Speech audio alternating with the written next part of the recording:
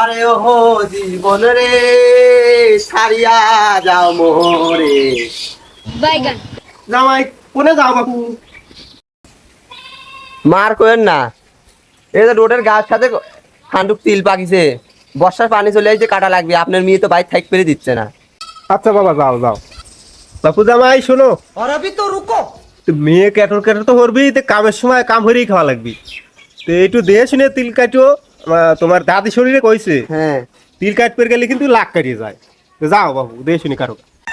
আরে কি সব ফালতু শাস্ত্র দেন, তিল কাট পড়লে কোন দিন লাখ কাটে, সময়টা লস করে দিলেন, থাকেন। আরে সরিয়াম আমার মনটাই খারাপ করে দিল, তিল কাট পড়লে বলে লাখ কেটে যায়। দেখো তিলির গুড়া কোনে আর কোনে, তিলির গুড়া কোনে আর লাখ কোনে।